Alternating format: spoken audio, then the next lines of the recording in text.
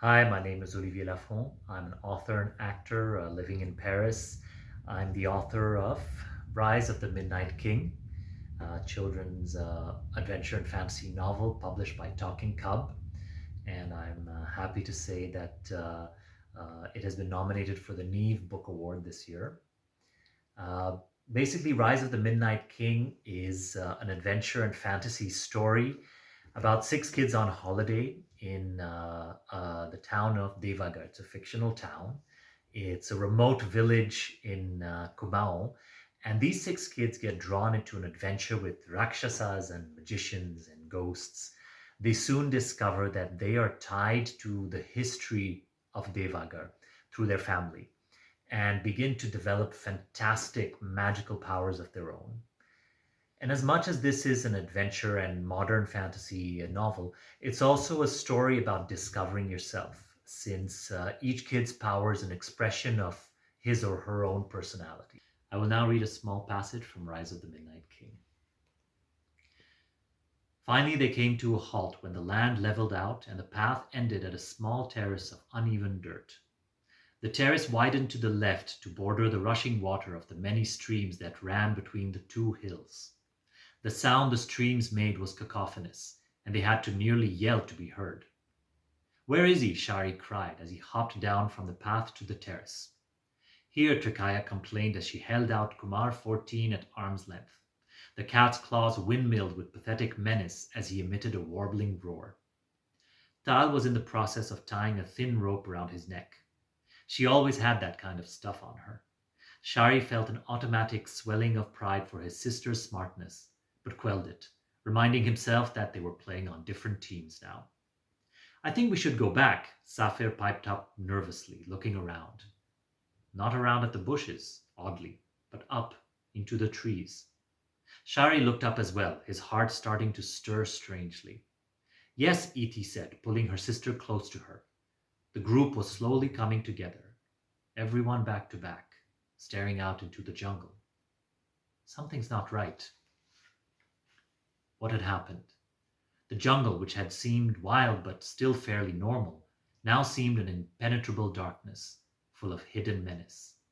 Shari searched for the sun, but realized it must be setting already. Night was falling. Even Kumar 14 stopped fighting and stared spookily into the forest.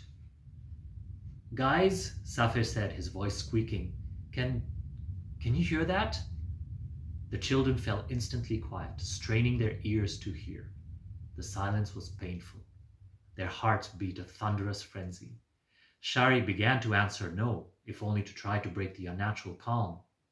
And then they heard it. A scratching, a rustling, the sound of someone coming through the trees. Something coming through the trees.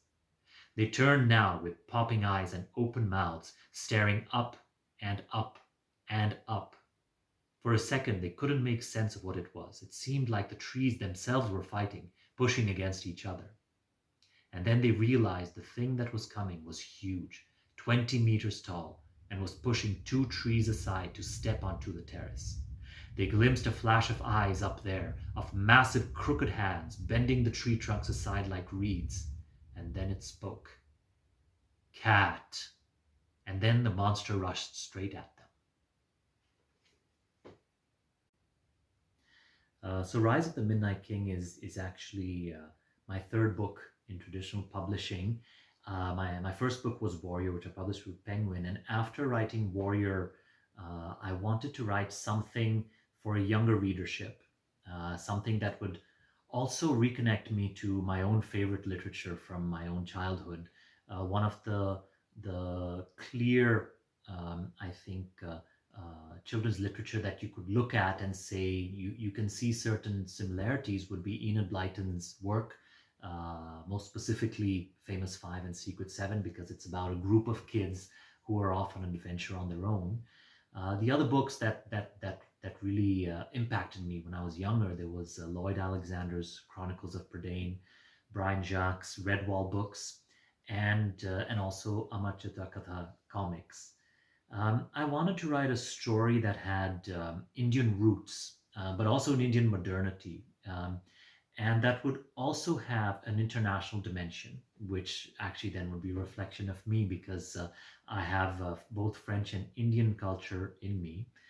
Um, and also because for me, I've always looked at India as a part of the world in a major way. And this, I personally see it historically, right from the beginning of the Indus civilization up to, during the British Empire, during the period of the Raj, uh, India was the jewel in the crown, and for a very good reason, because India has always had this very particular uh, identity and presence internationally for the world historically.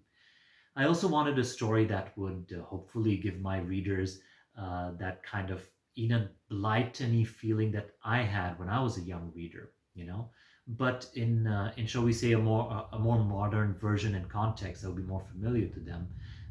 And I also wanted to give my characters, shall we say, comparatively more serious and important stakes, because I think that young readers nowadays are maturing faster. I think it's in reaction to a more complex and sophisticated environment that I think earlier generations growing up had. And I feel they do need literature and art that keeps up with this complexity that they are growing up with.